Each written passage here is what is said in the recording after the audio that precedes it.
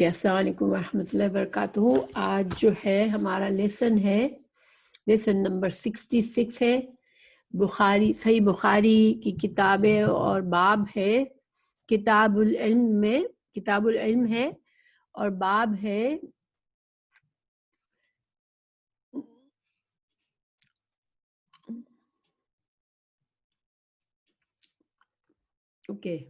باب تحرید النبی وفد عبد القیس علی ان یحفظوا الایمان والعلم ویخبروا من وراءہم۔ باب ہے رسول اللہ صلی اللہ علیہ وسلم کا قبیلہ عبد القیس کے وفد کو اس پر آمادہ کرنا کہ وہ ایمان لائے اور علم کی باتیں یاد رکھیں اور اپنے پیچھے رہ جانے والوں کو بتائے۔ تو یہ حدیث کا نمبر ہے 87۔ تو ہم ذرا اس کا لفظی ترجمہ دیکھتے ہیں۔ باب ہے تحریدی، بعد پر کسرہ ہے، اس کا مطلب یہ مضاف الیہ ہے کہ تحرید کا باب۔ تحرید کیا ہوتا ہے؟ قرآن میں بھی ہے حرد المومنین۔ تو تحرید جو ہے اس کا مطلب ہوتا ہے کسی کو ابھارنا، کسی کو ترغیب دینا، کسی کو کسی بات پر آمادہ کرنا۔ جیسے استاد اپنے شاگردوں کو جیسے انکریج کرتا ہے، ہم انکریجمنٹ بھی سمجھ سکتے ہیں اس کو انگلش میں، کہ کسی کو کسی کام کے لیے تیار کرنا، ابھارنا۔ تو باب تحرید نبی صلی اللہ علیہ وسلم کا آمادہ کرنا یا ترغیب دینا، کس کو؟ وفد عبد القیس۔ وفد ہوتا ہے ایک گروپ لوگوں کا چنا ہوا۔ آپ صلی اللہ علیہ وسلم کے پاس لوگ آتے تھے، مختلف قبائل کو ریپریزنٹ کرتے تھے، کبھی 10 لوگ، کبھی 12، کبھی زیادہ۔ تو وہ وفد جو ان کا مقصد کیا ہوتا تھا کہ آ کر آپ صلی اللہ علیہ وسلم سے ان کی باتیں سیکھیں، اور وہ ایک طرح سے اپنی قوم کے نمائندے ہوتے تھے اور جا کے پھر اپنی قوم کو یہ باتیں بتاتے تھے، دین کی باتیں۔ تو آپ صلی اللہ علیہ وسلم کا ترغیب دینا وفد عبد القیس یہ قبیلے کا نام ہے، علی اس بات پر، ان یہ کہ یحفظو کہ وہ حفاظت کر لے۔ حفاظت کسی بات کی حفاظت کیسے ہوتی ہے؟ کوئی انسان کسی کو کوئی علم کی بات بتاتا ہے، اس کی حفاظت کیسے ہو سکتی ہے؟ کہ انسان اس کو یاد کر لے، ذہن نشین کر لے، یا اپنے پاس لکھ لے، کسی بھی طرح سے ایسے محفوظ کرے کہ وہ بات بھول نہ جائے۔ ٹھیک ہے، اس کو یاد رکھنا، اس کو محفوظ کر لینا، اپنے سینے میں محفوظ کر لینا۔ اس زمانے میں تو خیر سینے میں ہی محفوظ کیا جاتا تھا، بہت کم لوگ تھے جو کہ لکھنے پڑھنے کی سہولت تھی ان کے پاس، یا ان کے پاس لکھنے کی کوئی چیز ہوتی تھی۔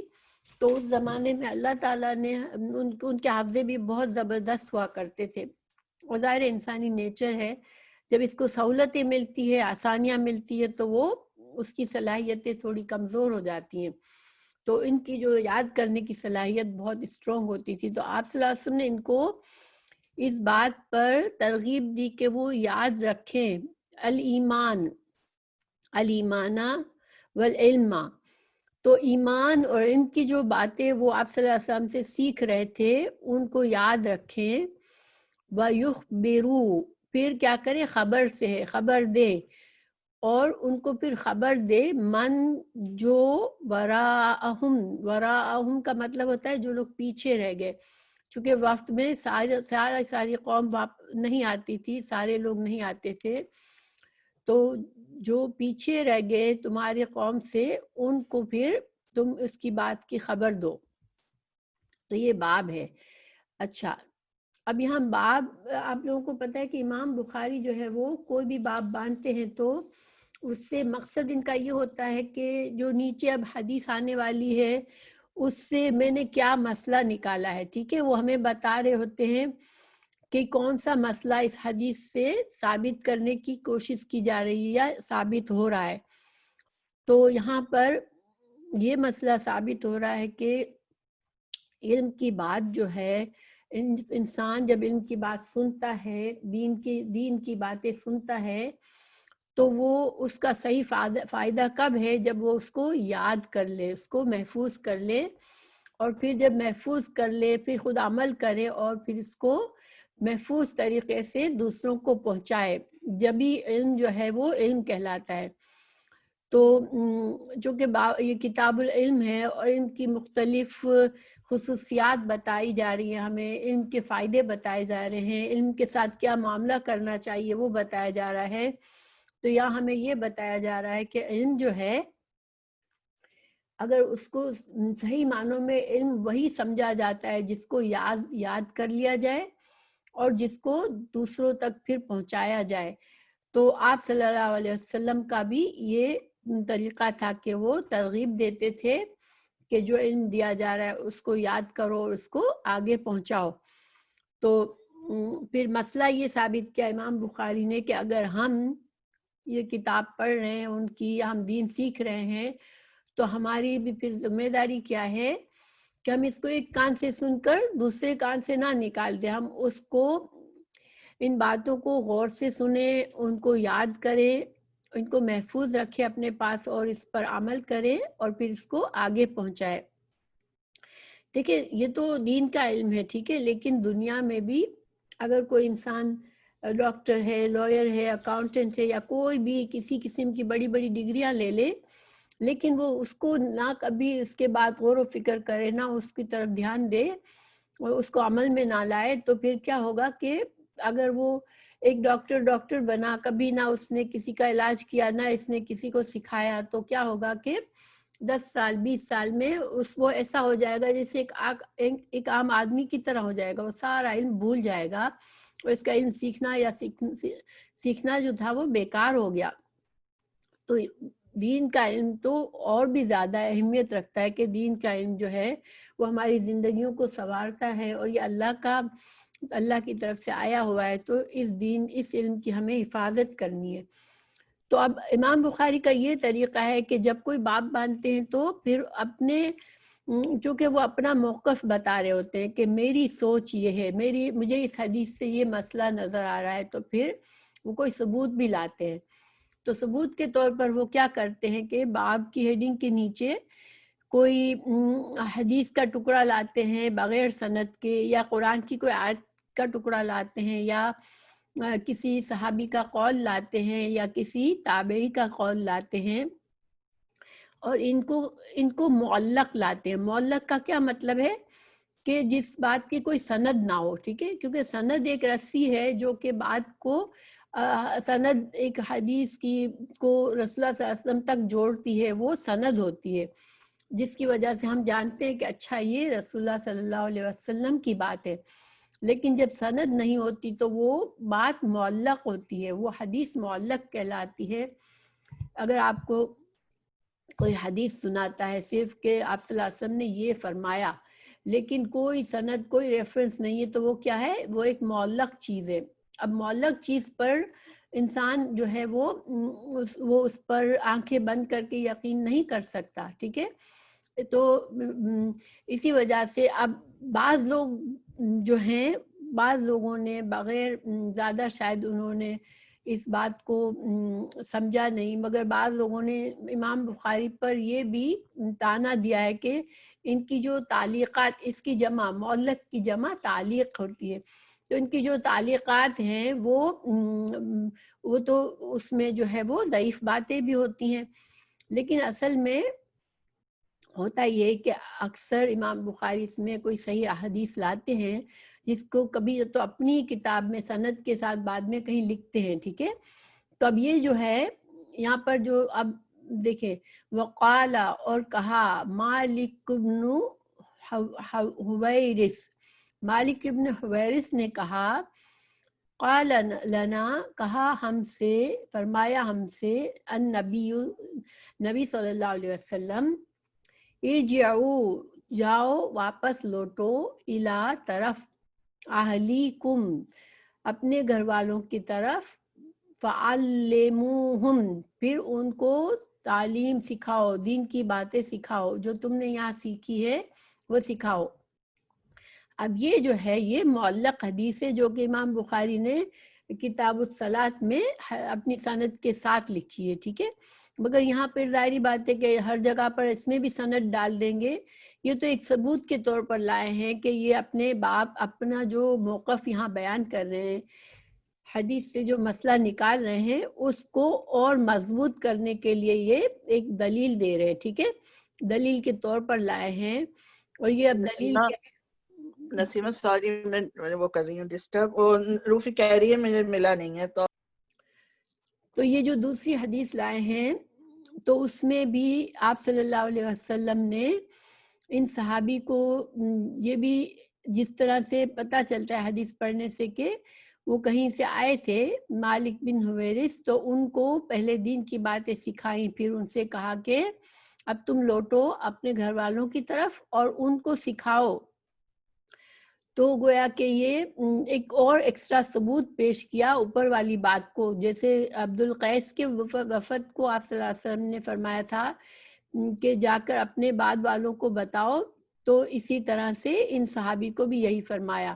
تو یہ ایک طریقہ تھا جس سے لوگ آتے تھے آپ صلی اللہ علیہ وسلم کے پاس، اور پھر بعض اوقات آپ صلی اللہ علیہ وسلم اپنے کسی صحابی کو ان کے ساتھ بھی کر دیتے تھے کہ وہاں کے لوگوں کو دین سکھائیں، اور کبھی ایک جماعت کو بھی بھیجا ہے اور کبھی دو کو بھی بھیجا ہے، اور کبھی انہی لوگوں کو دین سمجھا کر ان کو ذمہ داری دی کہ اب تم اپنے لوگوں کو دین سکھاؤ۔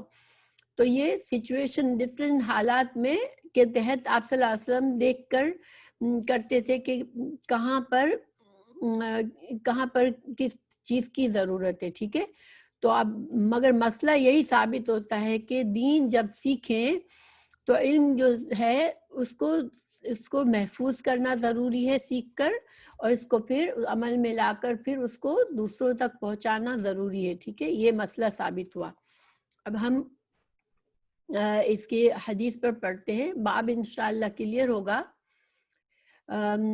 کہ حدیث 87 ہے، حدثنا محمد بن بشار، محمد بن بشار نے کہا، قال انہوں نے کہا، حدثنا غندر نے ہم سے بیان کیا۔ غندر ان کا اصل نام نہیں تھا، یہ ان کا ایک طرح سے نام لقب سا بن گیا تھا، ٹھیک ہے، ان کا جیسے ایک فیمس نام سے پہچاننے جانے لگے تھے، یہ امام مالک نے کے شاگرد تھے یہ۔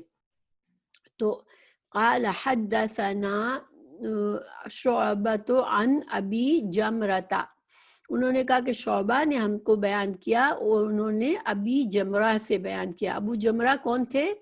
ابو جمرہ جو تھے وہ یہ حضرت عبداللہ بن عباس کے شاگرد تھے، ٹھیک ہے۔ تو ابو جمرہ جو ہے اب وہ ہے راوی حدیث کے، وہ بتا رہے ہیں کنتو میں تھا، اترجمو میں ترجمہ کرتا تھا، بینا درمیان ابن عباس کے و بین الناس اور لوگوں کے۔ اصل میں حضرت عبداللہ بن عباس جو تھے وہ اس وقت بصرہ میں تھے، اور یہ جو ابو جمرہ تھے وہ ہمیں کتاب الایمان کی حدیث سے پتہ چلتا ہے کہ ان کو انہوں نے کچھ اجرت پر اپنے پاس رکھا ہوا تھا کہ وہ ترجمان کی ذمہ داری ادا کرے، کہ جو لوگ عربک نہیں آتی ان کو فارسی میں وہ لوگ اپنے مسائل بتاتے تھے حضرت عبداللہ بن عباس کو۔ حضرت عبداللہ بن عباس ان کو جو جواب دیتے تھے وہ پھر یہ ابو جمرہ جو ہے وہ ان کو بتاتے تھے۔ تو گویا یہاں پر یہ ایک سائڈ کا مسئلہ یہ بھی نکلا کہ ہماری شریعت میں یہ جائز ہے کہ عربی میں قرآن اور حدیث عربی میں نازل ہوا، عربی میں آیا ہمارے پاس، تو اس کو دوسری زبانوں میں ترجمہ کیا جا سکتا ہے۔ دوسری بات یہ پتہ چلی کہ اس خدمت کے لیے کسی کو اجرت پر رکھا جا سکتا ہے کہ وہ ترجمان کا کام کرے، اور اس پر اجرت لینا بھی جائز ثابت ہوا۔ یہ مسئلہ یہاں پر ایڈیشنل ثابت ہوا یہاں پر۔ پھر اب فقال، تو اب یہاں پر ابو جمرہ بتا رہے ہیں کہ حضرت عبداللہ بن عباس نے کہا ان بے شک وفد عبد القیس اتو النبی صلی اللہ علیہ وسلم کہ حضرت کے وفد عبد القیس کا وفد جو تھا وہ جب آئے آپ صلی اللہ علیہ وسلم کے پاس تو فقال تو آپ صلی اللہ علیہ وسلم نے پوچھا من الوفد یہ وفد کون سا ہے او من القوم. اب یہاں پر ابو جمرہ جو ہے وہ یہ بات میں شیور نہیں تھے کہ وفد کا لفظ استعمال کیا یا قوم کا لفظ کیا. دونوں کے ہم معنی آلموسٹ. قوم کا مطلب ہوتا ہے لوگ، اور لوگ جیسے اگر کچھ لوگ آتے ہیں تو اس کو کہہ دیا جاتا ہے کہ یہ قوم آئی ہے، اور وفد کا بھی مطلب یہ ہوتا ہے کہ کچھ ریپریزنٹیٹیو جب آتے ہیں. تو دونوں کا معنی ایک ہی ہے، مگر ابو جمرہ جو تھے ان کو یہ دھیان نہیں رہا، یا پھر عبداللہ بن عباس نے اس طرح کہا. بہرحال انہوں نے کہا کہ آپ صلی اللہ علیہ وسلم نے پوچھا کہ یہ کون سا وفد ہے یا یہ کون سے لوگ ہیں. تو اب دیکھیں یہاں پر ایک ایکسٹرا نکتہ ہمیں یہ پتہ چلتا ہے کہ حدیث کے جو راوی تھے وہ بہت ہی احتیاط کرتے تھے. وہ ایک لفظ بھی اگر ان کو شک ہو جاتا تھا کہ یہ لفظ جو ہے وہ یہ والا لفظ استعمال تھا یا وہ والا، اور دونوں لفظ ہم معنی بھی ہوتے تھے، تو یہ لاپرواہی نہیں کرتے تھے کہ چلو مطلب تو ایک ہی ہے نا، میں کوئی بھی ایک لفظ بول دوں. لیکن نہیں، وہ پھر جب ان کو شک ہوتا تھا تو وہ دونوں لفظ بولتے تھے. اور اس سے ہمیں حدیث کی حفاظت کتنی احتیاط سے کی گئی ہمیں یہ پتہ چلتا ہے کہ رسول اللہ صلی اللہ علیہ وسلم کی کوئی بات جو ہے وہ ایک لفظ بھی ادھر سے ادھر نہیں کیا جاتا تھا. اور کہیں راوی کو بھول لگتی تھی تو وہ پھر اب بتا دیتا تھا کہ میں اس لفظ کے بارے میں شیور نہیں ہوں کہ یہ بات کہی تھی یا یہ لفظ کہا تھا. حالانکہ اگر ہم جیسے ہم لوگ آج کل جو ہم لاپرواہی میں بات کرتے ہیں، ہم جو ہیں وہ کسی کی بات دوسرے کو ہمیں بتانی ہوتی ہے تو ہم اپنے لفظوں میں بتا دیتے ہیں، اور اس سے بعض اوقات بہت سے مسائل بھی اٹھتے ہیں. کیونکہ آپ کوئی اہم بات کہی ہوتی ہے آپ نے، اور سامنے والا کسی اور کو کچھ اور لفظوں میں بتاتا ہے، تو وہاں پر بہت سی غلط فہمیاں بھی پیدا ہو جاتی ہے.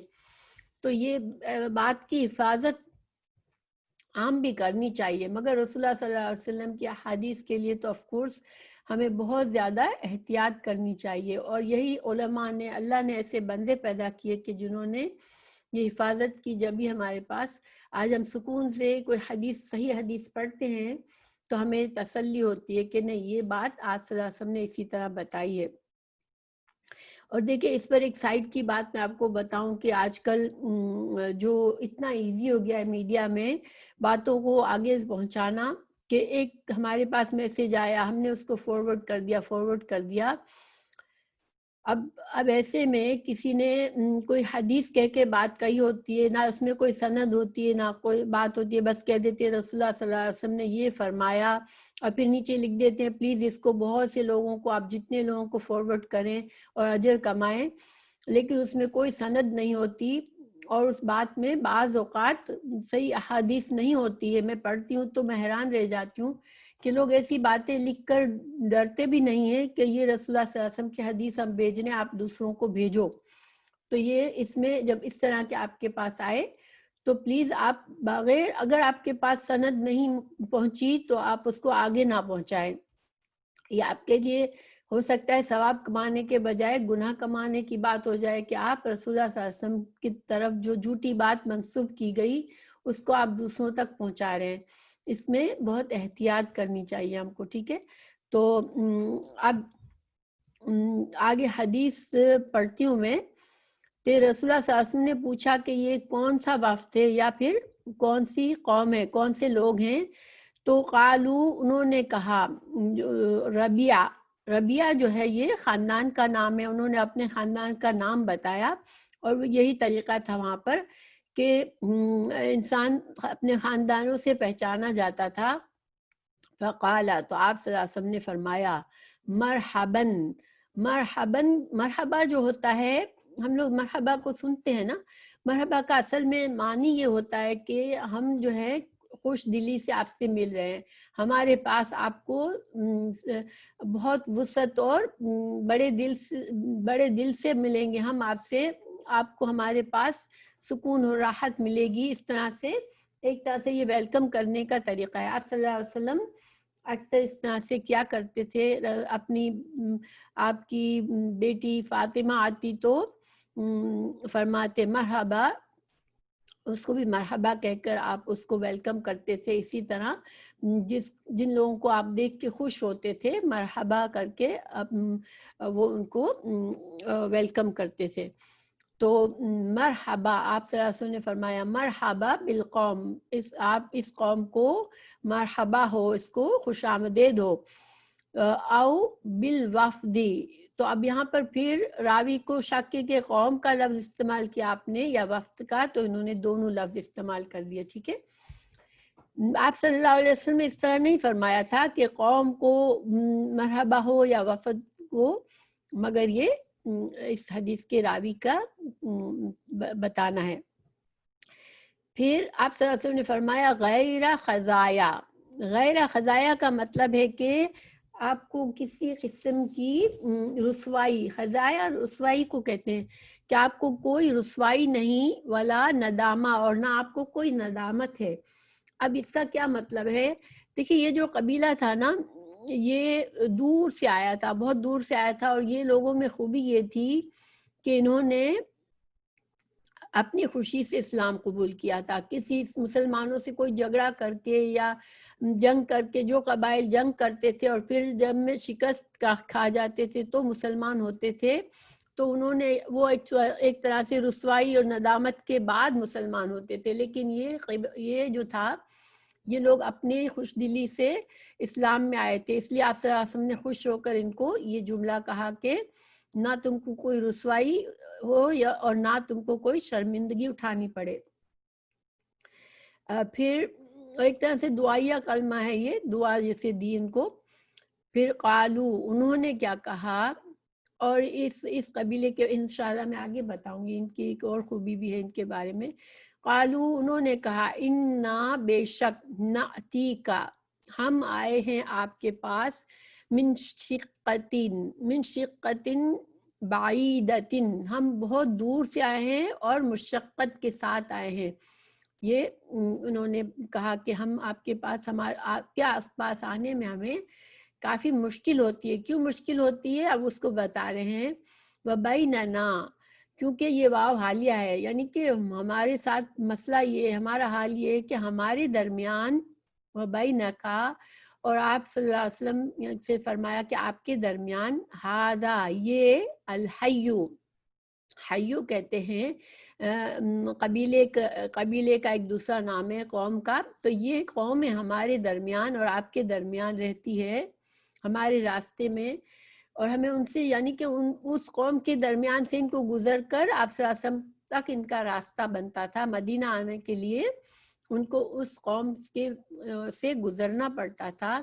اور یہ کون تھے؟ من الکفار مدر, یہ مدر قبیلہ تھا جو کہ کافر تھا. تو اب ظاہر ہے کہ مشقت ان کو کیا تھی, ولا نستطیعو, اور ہمارے پاس استطاعت نہیں ہوتی ہے, یعنی کہ ہمارے لیے ممکن نہیں ہوتا کہ ہم آپ کے پاس آئیں, ان نأتیکا, کہ ہم آئے آپ کے پاس, الا, مگر یہ کہ فی شہر الحرام, کہ اگر تو ہم شہر حرام میں, یعنی کہ حرام مہینوں میں اگر آتے ہیں تبھی ہم انہی مہینوں میں سفر کر کے آپ کے پاس آ سکتے ہیں. تو اب حرام مہینے کیا ہوتے ہیں, انشاءاللہ آپ لوگوں نے نام سنا ہوگا. عرب کے جاہلیہ دور میں بھی یہ 4 مہینے ہوتے تھے جس میں کوئی قتال نہیں ہوتا تھا, کوئی لوٹ مار نہیں کرتا تھا, اور اس کو حرام مہینے کہتے تھے. وہ ہے رجب کا ایک مہینہ, پھر ذی القعدہ, ذی الحج, اور پھر محرم. تو ذی القعدہ, ذی الحج اور محرم اس لیے اس میں لڑائی جھگڑے نہیں کرتے تھے کہ یہ حج کے اوقات ہوتے تھے, اور جہالت میں بھی لوگ حج کے لیے نکلتے تھے اور آتے تھے. سفر اس میں بہت زیادہ ہوتا تھا ان مہینوں میں, تو ایک طرح سے یہ پروٹیکشن ہو جاتا تھا کہ ہاں تو یہ بہت ہی ایک طرح سے پروٹیکشن ہوتا تھا کہ ان مہینوں میں کسی قسم کا کوئی لوٹ مار نہیں ہوگی، کوئی جنگ نہیں ہوگی، تو پھر لوگ سیف فیل کرتے تھے اور ان مہینوں میں سفر کرتے تھے. تو اب یہ ہر مہینے اب اسلام میں بھی ہے، کیونکہ یہ مہینے جو ہیں وہ حج کے مہینے، 3 مہینے تو حج کے مہینے ہوتے ہیں. ان دوران حج کا سفر ہوتا ہے. فمرنا، تو پھر اب انہوں نے کیا کہا، اب مزید یہ لوگ کہہ رہے ہیں آپ صلی اللہ علیہ وسلم سے کہ ہمیں حکم دے، امر سے، مر ہے، فعل امر ہے، امر ہوتا ہے حکم دینے کے لیے، ٹھیک ہے. تو آپ ہمیں حکم دیں، بِأَمْرٍ، ایسے معاملات کا، ایسے اہم باتوں کا، نخبرو، کہ ہم اس کی خبر دیں، بھی ساتھ اس کے، من جو وراءنا، جو ہم سے پیچھے لوگ رہ گئے ہمارے قبیلے کے، ہم جا کر ان کو بھی ان باتوں کی خبر دیں، تاکہ کیا ہو، ندخلو، کہ ہم سب داخل ہو، جس کے ذریعے بھی ساتھ ان کاموں کے ذریعے، یہ نیک کام کر کے جن کا آپ ہمیں حکم دیں گے، ان کو کر کے ہم ان سے داخل ہو الجنہ، جنت میں ہم داخل ہو سکیں. دیکھیں سبحان اللہ، یہ جو بات ہے نا، یہ بہت سوچنے والی بات ہے کہ وہ لوگ ایسے تھے کہ جن کو فکر ہوتی تھی کہ ہمیں اگر ان سے یہ کہہ دیا جاتا تھا کہ یہ کام کرو جنت ملے گی، تو وہ ایسے لپکتے تھے اس کام کے لیے کہ جسے ان کو جنت نظر آ رہی ہے. آج ہم مسلمان اس چیز کو بھول چکے ہیں، ہم کبھی بھی اس طرح نہیں سوچتے کہ ہم کیا کریں کہ ہمیں جنت مل جائے. ایک جیسے ہوتا ہے نا کہ ہمیں کوئی دنیا کی کسی چیز کی خواہش ہوتی ہے، تو ہم سوچتے ہیں کاش مجھے پتا چلے میں کس طرح سے یہ چیز لے لوں، کہیں سے مجھے یہ چیز مل جائے، کہاں یعنی کہیں سیل پر ہے تو میں کہاں سے اس کو ڈھونڈوں. یہ ایک تجسس اور ایک جو لگن ہوتی ہے کوئی پسندیدہ چیز کی، تو ہمارے دل میں کبھی یہ خیال نہیں آتا بیٹھ کر ہم سکون سے بیٹھیں اور سوچیں کہ کاش مجھے پتا چلے میں کن باتوں کو کروں جو میرے لیے آسان بھی ہو اور میں ان سے جنت حاصل کر لوں، میرے لیے کوئی ایسے کام مجھے مل جائے. تو ہم جنت کے بارے میں خواہش کرنا ہمارے اندر آج کل اس کا رواج ختم ہو گیا ہے، اس کو ہم بھول چکے ہیں. ہم جنت کے لیے کبھی بیٹھ کر خواہش نہیں کرتے، لیکن صحابہ کرام کو جب یہ پتا چلتا تھا کہ یہ کر لیں گے تو جنت ملے گی، تو پھر وہ جو ہے وہ لپکتے تھے اس کام کے لیے.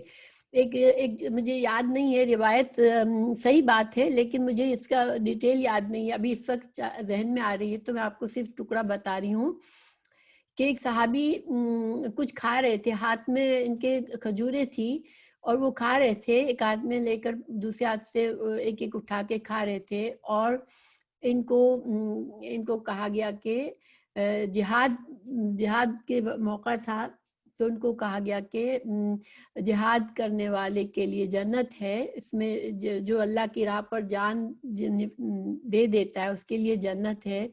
تو اس نے کھجوریں پھینک کر بھاگ کر وہ شامل ہو گیا اور وہ جنگ میں شہید ہو گیا لڑکے. تو دیکھیں یہ تڑپ ہوتی تھی کہ جنت مل جائے گی ہمیں، تو پھر ہم دوڑ کے لپٹے. اللہ تعالیٰ کاش ہمارے دلوں میں بھی یہ خواہش ڈال دے کہ جنت کوئی ہمارے انتظار میں نہیں بیٹھی ہے. ٹھیک ہے، جنت اللہ سبحانہ تعالیٰ کی بہت بڑی رحمت ہے، اور اللہ سبحانہ تعالیٰ کی اس رحمت کو حاصل کرنے کے لیے ہمیں اپنے کچھ امتحانات بھی دینے، کچھ اپنے کام بھی کرنے، جس سے ہم اس قابل ہو سکے کہ اللہ تعالیٰ ہمیں اس میں داخل کرے. ویسے اللہ تعالیٰ رحیم ہے اور اللہ سبحانہ تعالیٰ غنی ہے، اللہ تعالیٰ جس کو جو چاہے دے دے، مگر انسان کے اندر یہ تڑپ ہونی چاہیے ایک مسلمان کے اندر.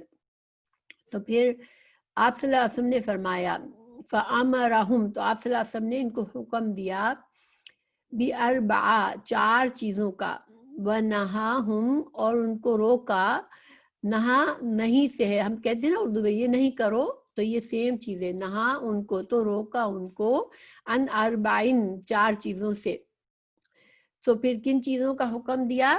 امرہم، ان کو حکم دیا بالایمان، ایمان کا حکم دیا، باللہ، کہ وہ اللہ پر ایمان لائے، عز و جل وحدہ، اور اکیلے اللہ پر ایمان لائے.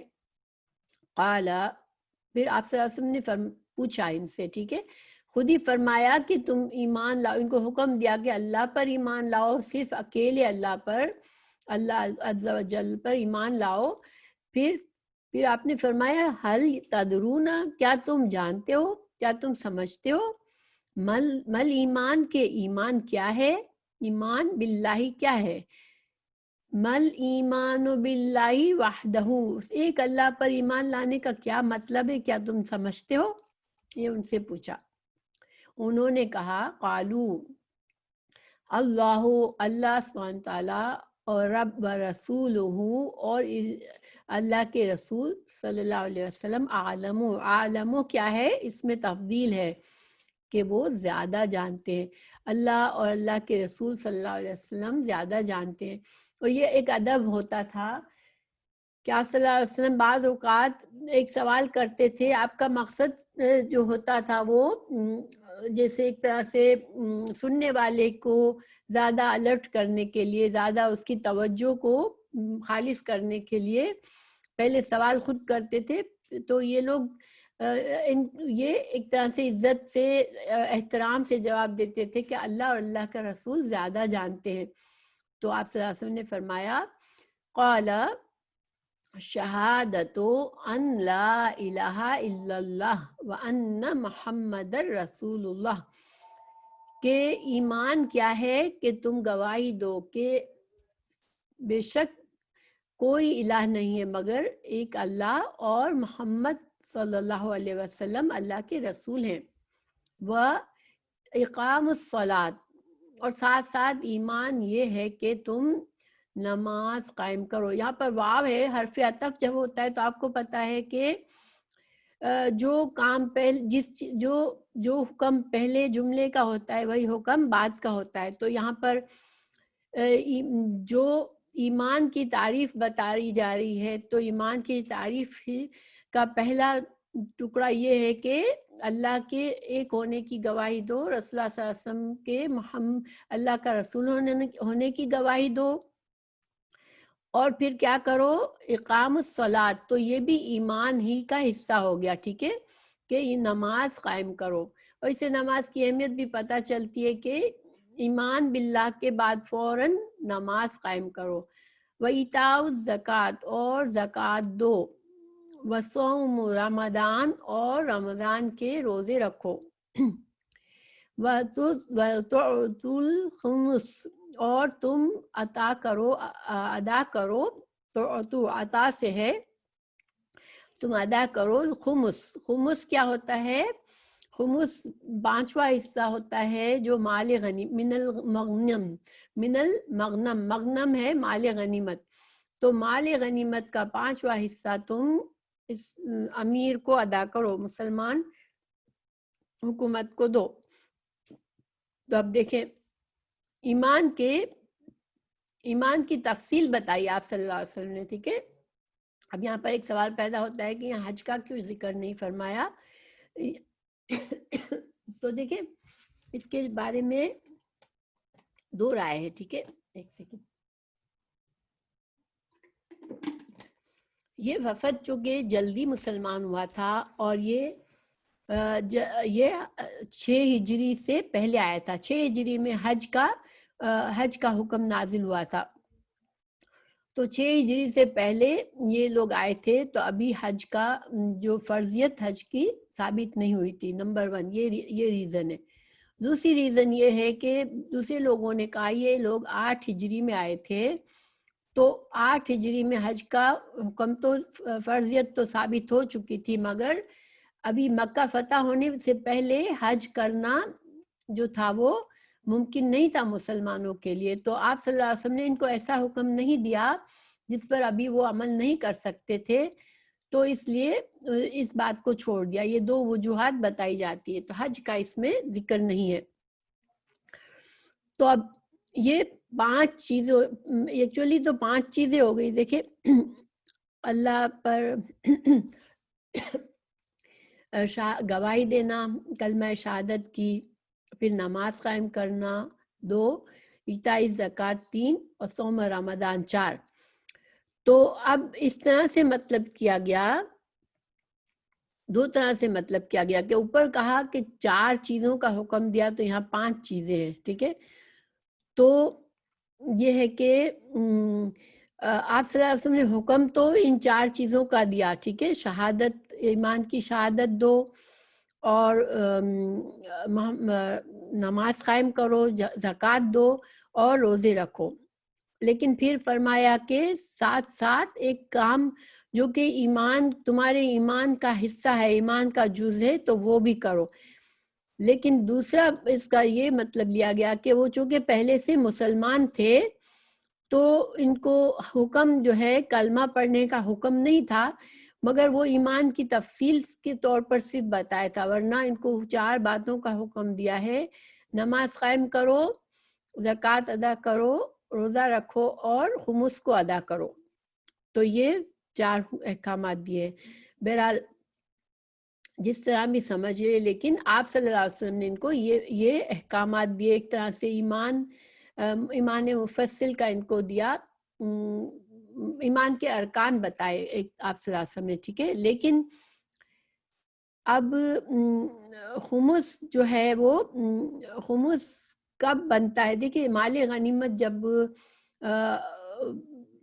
جب جہاد، جو اللہ کی راہ میں جہاد کیا جاتا ہے، کسی قوم کے ساتھ پر کوئی کافر حملہ کرتے ہیں یا کافر جنگ کرتے ہیں، تو اس جنگ کے نتیجے میں اگر مسلمان کو اللہ تعالیٰ مسلمانوں کو کامیابی دیتا ہے، تو پھر جو بھی مال غنیمت، قیدی جو بھی آتے ہیں، تو چونکہ اس زمانے میں باقاعدہ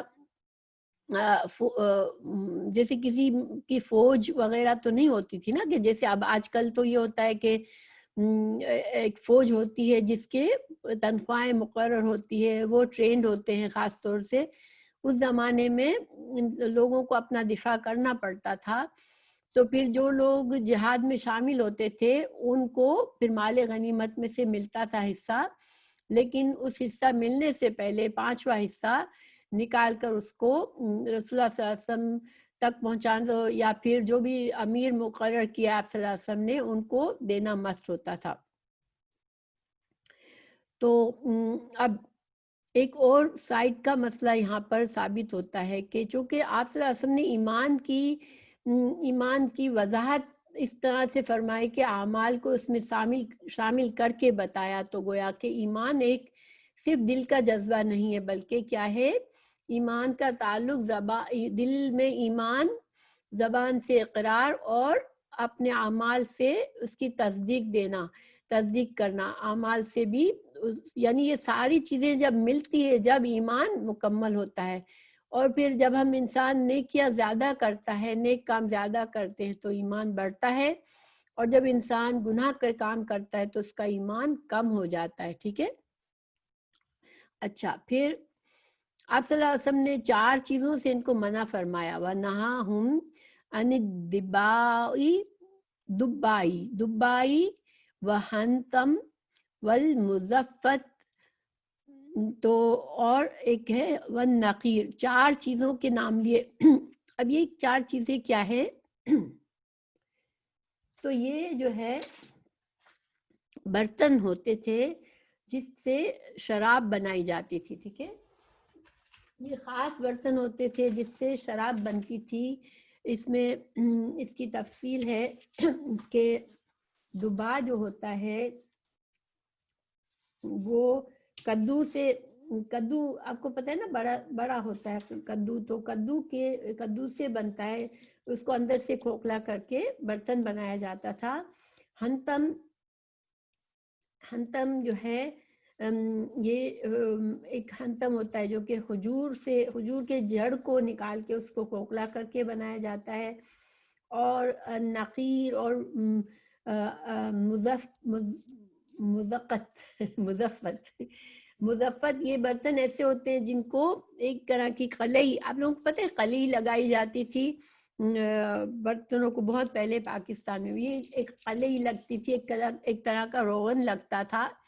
پھر ان برتنوں کا فائدہ یہ ہوتا تھا ان کو کہ اس میں یہ لوگ شربت جیسے نبیز جو ہوتا ہے وہ کھجور کا شربت ہوتا ہے، اس کو بنا کر رکھ دیتے تھے، تو جتنا لمبا عرصہ اس میں رہتا وہ شربت تو وہ نشہ اس میں بڑھ جاتا، وہ نشے دار شراب بن جاتی تھی وہ.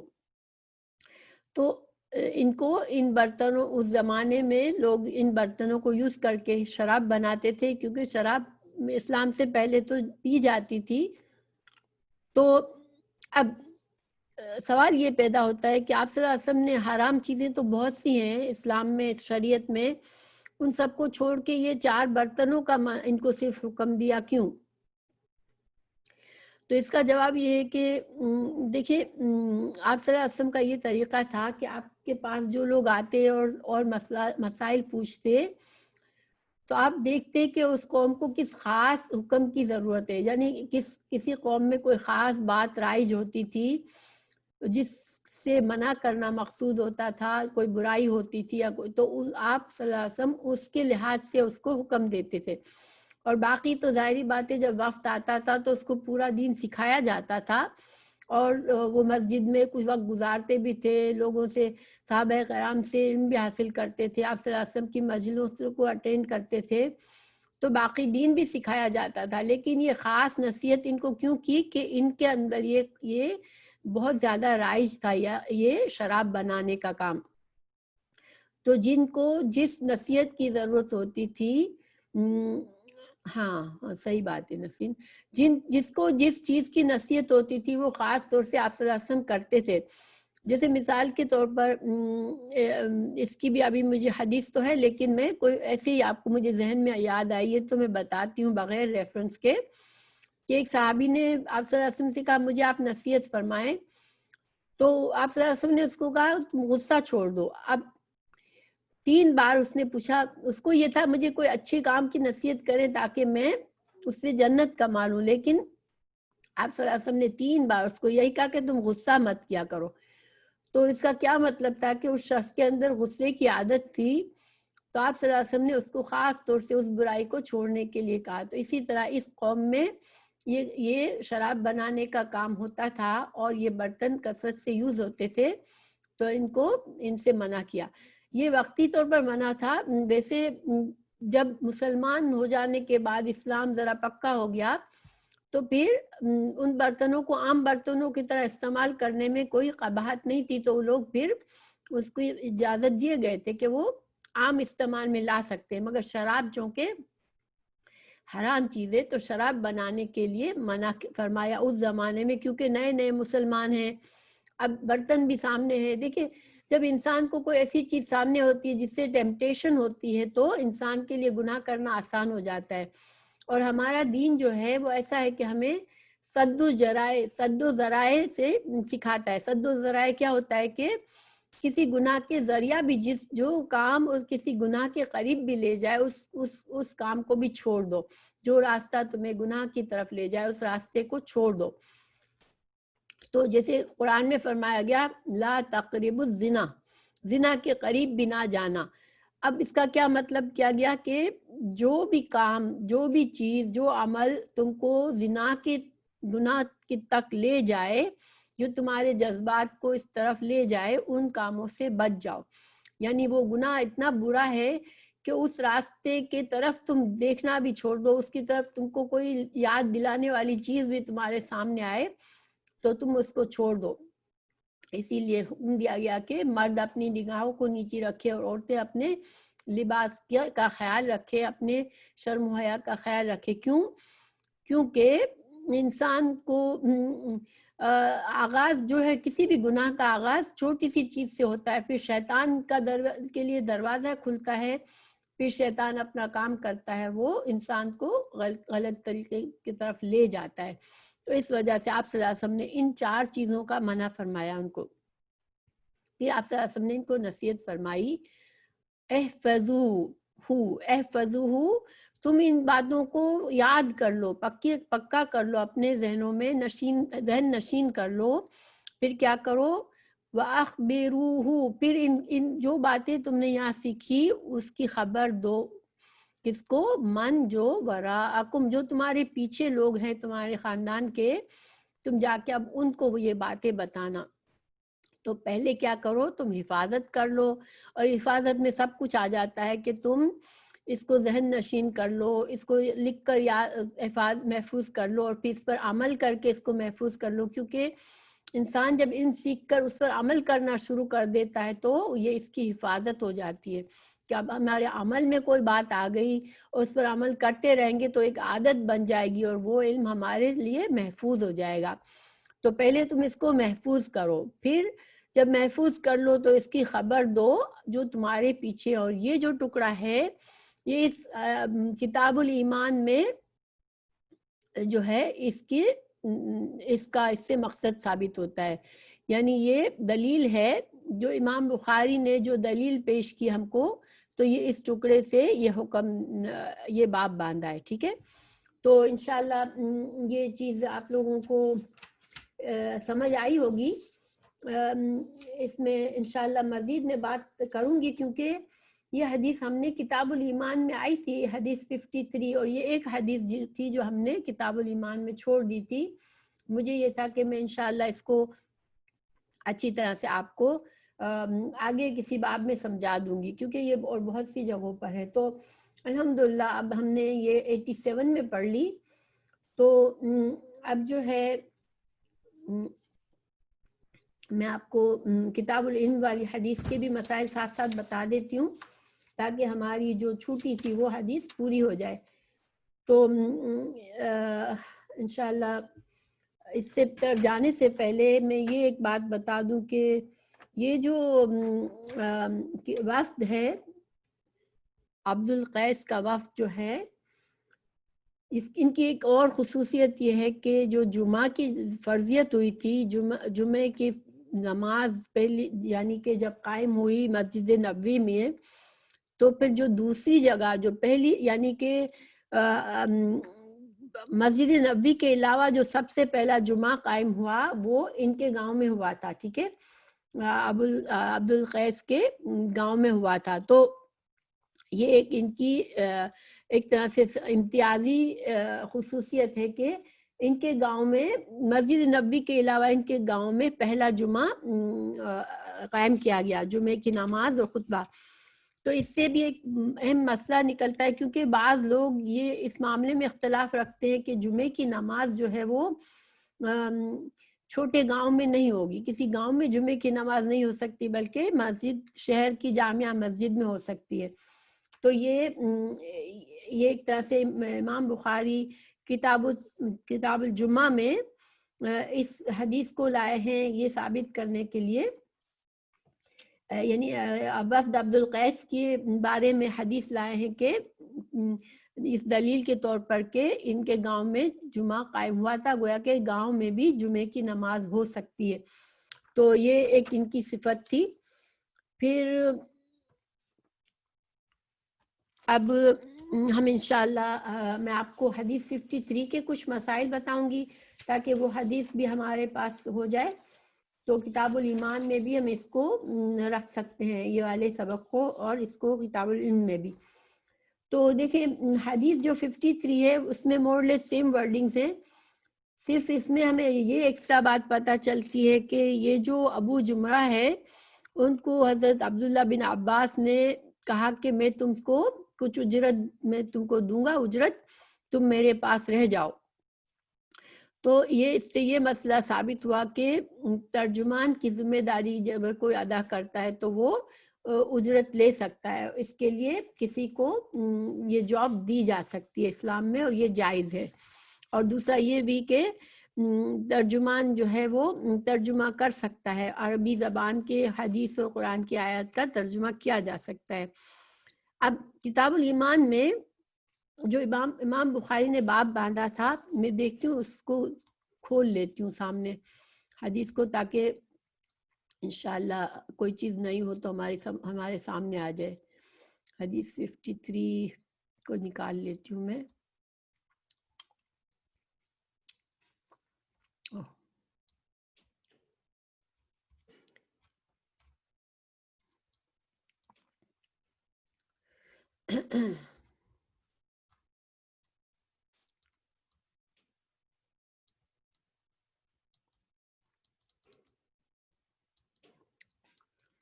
یہ کتاب العلم کے آلموسٹ اینڈ میں ہے.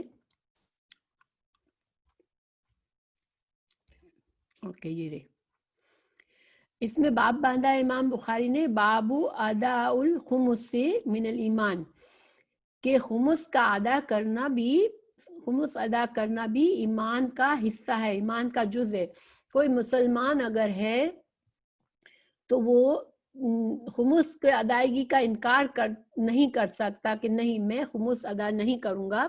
اور جسے خمس کیا ہوتا ہے میں نے آپ لوگوں کو سمجھا دیا کہ مال غنیمت کا 5واں حصہ جو کہ مسلمان کے امیر کو دینا ہوتا ہے.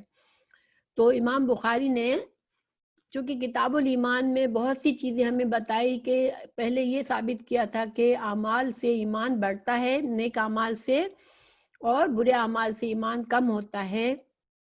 اور ایمان کے ساتھ اعمال، ادب، اچھا اخلاق، اچھے طریقے سے کام کرنا اور نیکی کے کام کرنا، عبادت کے کام کرنا، یہ سارے ایمان کو بڑھانے والی چیزیں اور ایمان میں شامل ہے. ایک مسلمان جو ہے وہ اپنے ایمان کو کامل کرنے کے لیے اس کو ضروری ہے کہ جو باتیں شریعت میں ہمیں ایمان کے ساتھ سکھائی گئی ان پر عمل کرے. تو ان میں سے یہ ایک یہاں پر یہ باب باندھا تھا کہ خمس کو ادا کرنا بھی ایمان میں سے ہے.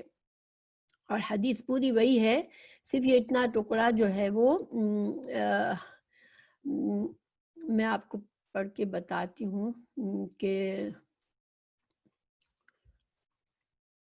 یہ یہاں پر ابو جمرہ نے کہا کنتو اقعد مع ابن عباس، کہ میں جو بصرہ میں نا حضرت عبداللہ بن عباس کے پاس بیٹھا کرتا تھا، یعنی ان سے دین سیکھتا تھا. تو انہوں نے کہا قال یجلسنی علی سریرتی، اوکے تو مجھے وہ اپنے پاس بٹھاتے تھے خاص طور سے، یعنی کہ حضرت عبداللہ بن عباس اپنے شاگرد کو خاص پسند کرتے تھے، شاید اس لیے کہ وہ اچھے طالب علم تھے، وہ دین سے شوق رکھتے تھے. تو ان کو حضرت عبداللہ بن عباس اپنے قریب بٹھاتے تھے اپنے تخت پر. پھر کہا اقم عندی، کہ تم میرے پاس رک جاؤ، حتیٰ یہاں تک کہ اجعلا، کہ میں بنا لوں لکا تیرے لیے سہم کہتے ہیں کچھ حصہ، من مالی، یعنی میں اپنے مال میں سے، جو میرے پاس مال ہے، جو میرے پاس پیسہ ہے، میں اس میں سے تمہیں تھوڑا مال دوں گا، تھوڑا حصہ دوں گا. فاقمت، تو میں رک گیا، معہو شہرین، تو میں 2 مہینے ان کے پاس رک گیا. ٹھیک ہے، تو یہ ٹکڑا زیادہ ہے. تو اور پیچھے دوسری کتاب العلم سے ہمیں پتہ چلا کہ وہ کیوں روکا تھا ان کو، تاکہ وہ ترجمان کا کام کرے. ٹھیک ہے، تو یہ بس باقی سارا سیم ہے. اب میں آپ لوگوں کو ان کے مسائل ذرا بتا دیتی ہوں کہ بلکہ ہم حدیث کو پڑھ ہی لیتے ہیں، آسانی ہو جائے گی زیادہ، اس لیے مجھے بھی یاد آ جاتی ہے باتیں پڑھنے سے. تو کتنے بجے ابھی؟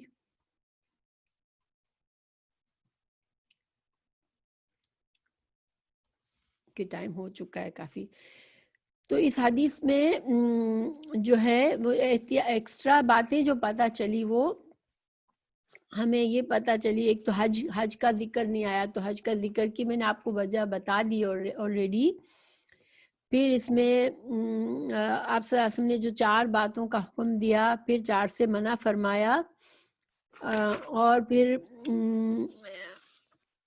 حنتم، دبا اور نقیر اور مقیر کو کبھی کبھی مزفت بھی کہا. ٹھیک ہے، یعنی جب حضرت ابو جمرہ جب یہ حدیث آگے بیان کر رہے تھے تو کبھی کبھی مقیر کہتے تھے، کبھی مزفت کہتے تھے، مگر یہ دونوں کا سیم ہی معنی ہے. شاید حضرت عبداللہ بن عباس نے بھی اسی طرح کہا ہو ان سے.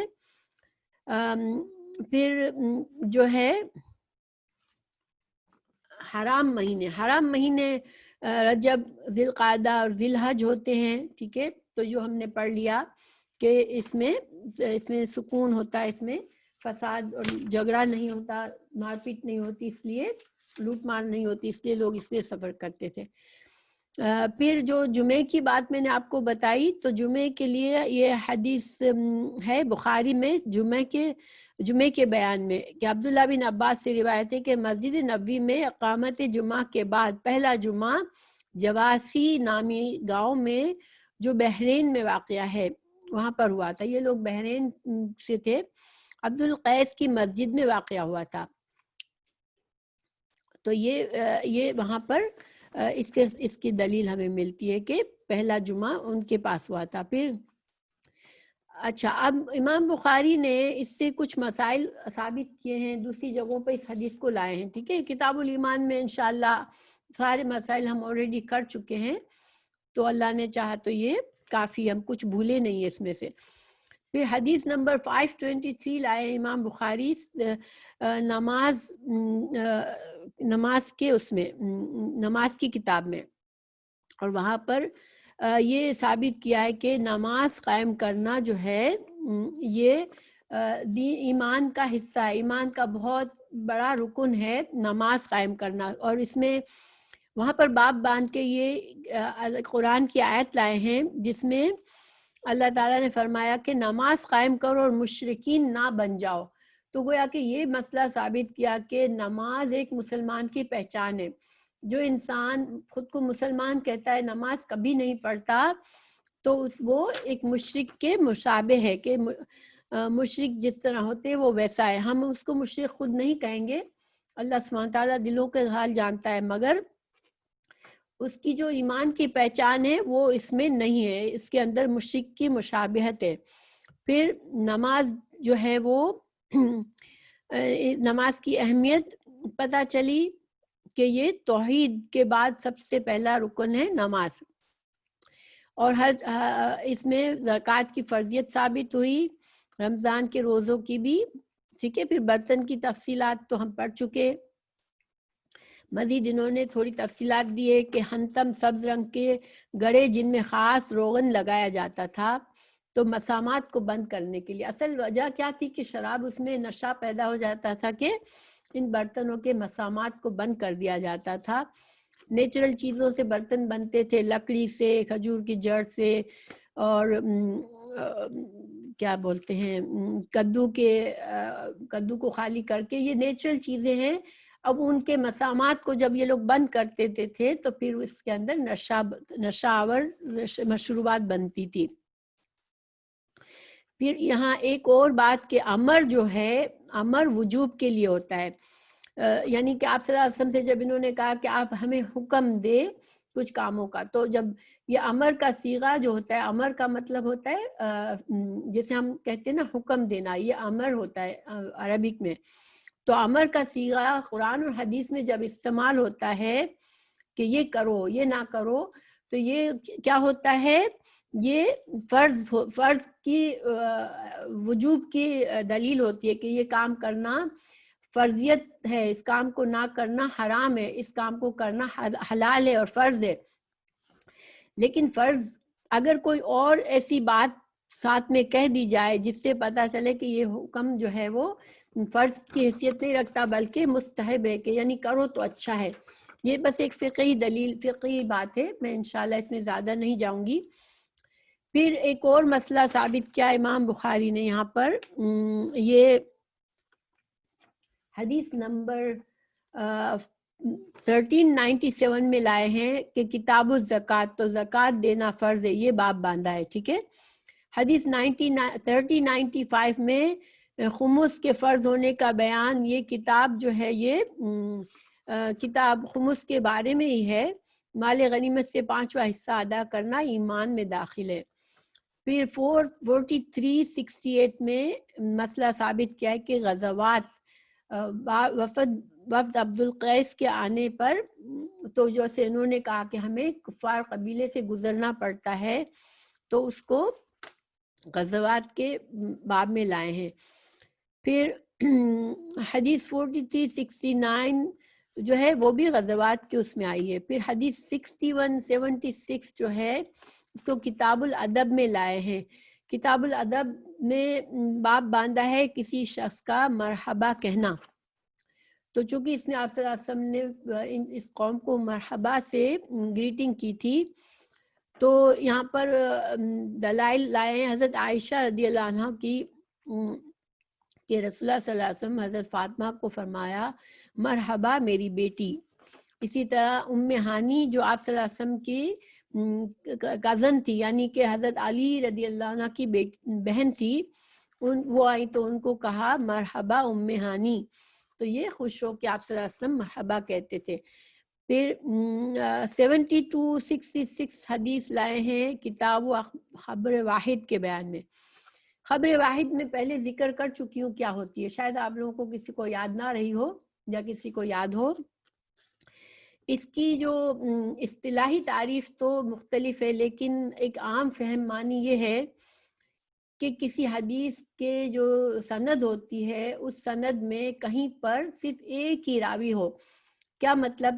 جیسے دیکھیں عام طور پر ہم حدیثیں پڑھتے ہیں، اس کی بہت سی ڈفرینٹ سندیں ہوتی ہیں، ٹھیک ہے، کیونکہ ایک استاد نے اگر چار شاگردوں کو بیان کیا، پھر ان 4 شاگردوں نے اپنے 4 شاگردوں کو بیان کیا، تو اس کی سند میں 1 پھر 4 پھر 4 اس طرح سے لوگ ہو جائیں گے، ٹھیک ہے. یعنی کہ خبر واحد وہ ہوتی ہے، وہ خبر ہوتی ہے جس میں ایک ہی راوی ہو. اب اس زمانے میں جیسے ایک ہی صحابی نے کسی حدیث کو بیان کیا، پھر انہوں نے کسی اپنے ایک ہی شاگرد کو اس حدیث کو بیان کیا، پھر اس ایک شاگرد نے آگے بیان کیا اور لوگوں کو، تو ایسی خبر کو خبر واحد کہتے ہیں. اس کے مقابلے میں اگر 10 صحابہ نے ایک حدیث بیان کی، پھر انہوں نے اپنے اپنے شاگردوں کو سکھائی، تو وہ خبر واحد نہیں ہوگی، بلکہ وہ خبر متواتر ہوگی، تواتر کے ساتھ پہنچی ہمارے پاس. تو مسئلہ کیوں یہاں پر باندھا امام بخاری نے؟ کیونکہ کچھ علماء جو ہیں، دیکھیں ایک جنرل سارے علماء اسلام کے سارے امام جو ہیں وہ خبر واحد کو دلیل مانتے ہیں. اگر وہ خبر دینے والا جو اکیلا انسان جس نے خبر دی صحابی کے بعد، اگر کسی راوی نے صرف ایک راوی نے سنی پھر اس نے آگے بات بتائی، مگر وہ راوی مسلمان تھا، عادل تھا، اس کا جو طریقہ مسلمانوں والا تھا، نماز قائم کرنے والا انسان تھا، لوگوں سے سچائی سے معاملہ کرتا تھا، تو ایسے انسان کی چاہے وہ ایک انسان ہے اس کی بات کو مانا جائے گا. کیونکہ حدیث کا بہت بڑا ذخیرہ اس طرح سے ہمارے پاس پہنچا ہے کہ کہیں نہ کہیں سند میں صرف ایک ہی آدمی تھا. کسی زمانے میں صرف ایک آدمی نے اس حدیث کو سنا، پھر اس نے اپنے شاگردوں کو آگے بتایا. لیکن کچھ علماء اس پر اعتراض کرتے ہیں کہ ہم خبر واحد کو حجت اور دلیل نہیں مان سکتے جب تک کہ وہ کچھ ایڈیشنل شرائط رکھتے ہیں. اب اس میں یہ تھوڑی علمی بحث ہے، میں صرف آپ کو خلاصے کے طور پر یہ بتانا چاہ رہی ہوں کہ دیکھیں قرآن اور حدیث جو ہے وہ ہمارے لیے عمل کے لیے ہمارے لیے ذریعہ ہے، ہم ان کو پڑھ کر علم سیکھتے ہیں. اب اگر بہت سے لوگ کہیں کہ بھئی ہم خبر واحد کو نہیں قبول کریں گے، تو بہت ساری حدیثیں ہمارے دین میں سے نکالنی پڑے گی، جس سے بہت سے مسائل ہمیں پتہ چلتے ہیں. تو جب وہ مسائل ثابت کرنے والی دلائل ہم ان کو نکال دیں گے، تو پھر کیا ہوگا؟ نیچرلی لوگوں کو اجتہاد سے غور و فکر کر کے مسائل کو نکالنا پڑے گا. اور اس طریقے سے ایک طرح سے نفس کی خواہش کا ذریعہ نکلتا ہے کہ انسان اپنی مرضی سے فتویٰ دے. ٹھیک ہے، ہم کو اپنی مرضی سے فتویٰ دینے کے لیے کون سی چیز روکتی ہے؟ کہ ہمارے پاس صحیح حدیث آ جاتی ہے، قرآن کی آیت آ جاتی ہے، تو پھر کوئی بھی امام، کوئی بھی عادل مسلمان یہ نہیں کہے گا کہ نہیں میں اس بات کو نہیں مانتا، میں تو یہ مسئلہ اپنی مرضی سے حل کروں گا. کیونکہ ہم پر لازمی ہے کہ قرآن اور حدیث کے آگے ہم اپنی بات نہ چلائیں. ٹھیک ہے، لیکن جب لوگ اس طرح کے آبجیکشن لیتے ہیں کہ نہیں ہم خبر واحد کو نہیں لیں گے، تو پھر کیا ہوتا ہے کہ بہت سے احکامات جن کے صحیح حدیث سے دلائل موجود ہیں اس میں پھر شک پیدا ہو جاتا ہے، پھر اس میں لوگ اپنی رائے سے مختلف فتوے دینے شروع کر دیتے ہیں اور یہ خرابی کا باعث بنتی ہے. اسی لیے امام بخاری نے یہ ثابت کیا کہ خبر واحد جو ہے وہ اس دلیل ہے اسلام میں اور اس کو مانا جائے گا. یہ مسئلہ کہاں سے نکالا امام بخاری نے کہ دیکھیں جو وفد آتے تھے آپ صلی اللہ علیہ وسلم کے پاس تو کبھی ایک آدمی آتا تھا یا کبھی آپ صلی اللہ علیہ وسلم کسی ایک آدمی ہی کو بھیجتے تھے. یعنی چونکہ اس حدیث میں یہ ہے کہ وفد آتے تھے اور وہ علم سیکھ کے جاتے تھے، پھر آپ صلی اللہ علیہ وسلم ان کو کہتے تھے کہ تم اپنے لوگوں کو سکھانا. تو اب اس میں کبھی ایک آدمی آیا کسی قبیلے کا، اور ایسے بہت سی مثالیں ہیں سیرت پڑھنے سے پتہ چلتی ہے کہ ایک آدمی کو آپ صلی اللہ علیہ وسلم نے بھیجا. حضرت مصعب بن عمیر بھی ایک ہی آدمی تھے جن کو مدینہ میں پہلے بھیجا تھا آپ صلی اللہ علیہ وسلم نے دین سکھانے کے لیے. تو گویا کہ قرآن میں بھی یہ بات مسئلہ ثابت ہے کہ ایک آدمی اگر وہ عادل ہے، مسلمان ہے، تو اس کی بات مانی جائے گی. ہاں، جس آدمی پر شک ہے، وہ جھوٹ بولنے والا ہے، جو فاسق ہے، جو گناہ گار عام گناہ کرتا ہے، اس کی بات پر ہمیں یہ سمجھایا گیا قرآن میں کہ تم اس کی بات کو آنکھیں بند کر کے نہ لو بلکہ اس کی تحقیق کرو. لیکن ایک سچے آدمی کی بات ماننا قرآن اور حدیث سے ثابت ہے. تو جو لوگ خبر واحد سامنے موجود ہے، اس سے کوئی مسئلہ ثابت ہو رہا ہے، اس مسئلے کو چھوڑ کر اپنی مرضی سے اجتہاد کرتے ہیں، وہ پھر غلط ہے. ٹھیک ہے، یہ امام بخاری نے مسئلہ ثابت کیا. یہ تھوڑا سا علمی تھا، مگر آپ لوگ جو کہ ماشاءاللہ بخاری سیکھ رہے ہیں، آپ کو تھوڑا بہت یہ علمی بحث بھی تھوڑی تھوڑی ضروری ہے سمجھنا، تاکہ آپ لوگوں کو ہمارے دین کی سچائی کا پتہ چلے کہ ہمارا دین کا جو بھی ہم سیکھتے ہیں اگر صحیح ذرائع سے سیکھتے ہیں تو یہ سچا دین ہے، اور اس پر پھر عمل کرنا اور اس کو سنبھالنا، اس کو آگے پہنچانا پھر ہمارے لیے ضروری ہو جاتا ہے. ٹھیک ہے انشاءاللہ. تو یہ بات آپ لوگوں کو انشاءاللہ سمجھ آئی ہوگی. اللہ تعالیٰ مجھے کبھی کبھی کوئی بات میں مجھے لگتا ہے کہ میں ایسی بات نہ کروں کہ آپ لوگوں کے لیے تھوڑا مشکل ہو سمجھنا، لیکن اللہ نے چاہا تو یہ باتیں بھی ضروری ہے سمجھنا، انشاءاللہ واضح ہو گئی ہوگی. اور دوسری آخری بات یہ کہ دیکھیں جنت کی خواہش رکھنا اور یہ سوچنا کہ مجھے کون سے کام جنت میں لے جائیں گے، یہ مسلمان کے لیے بہت ضروری ہے. اور جب ہم نماز پڑھیں تو نماز میں اگر ہمارا ذہن بھٹکتا ہے تو ہم اپنے آپ سے سوچیں کہ میں اس وقت اللہ کے قریب ہوں، اللہ کے سامنے ہوں، اور مجھے کوئی دنیا کا مسئلہ جو ہے وہ اس سے اہم نہیں ہے کہ اللہ مجھ سے راضی ہو جائے. اور یہ مجھے موقع ملا ہے کہ میں اللہ کے دربار میں کھڑی ہو کے اپنے لیے مانگ لوں جو میں مانگ سکتی ہوں. تو پھر نمازوں میں انشاءاللہ ہمارے خشوع و خضوع آ جائے گا. تو انشاءاللہ ہمارا یہاں پر میں اختتام کرتی ہوں، دعا کر لیتی ہوں. سبحانک اللہم و بحمدک، اشہد ان لا الہ الا انت، اشہد ان محمدا عبدہ و رسولہ. میں پاس کرتی ہوں.